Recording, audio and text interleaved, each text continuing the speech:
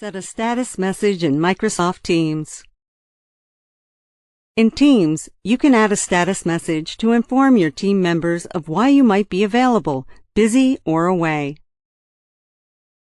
To set a status message, select the Account Manager For icon. Choose Set Status Message. In the Set Status Message field, enter the status message that you want to display. To display the status message when a user sends you a message, select the Show When People Message Me checkbox.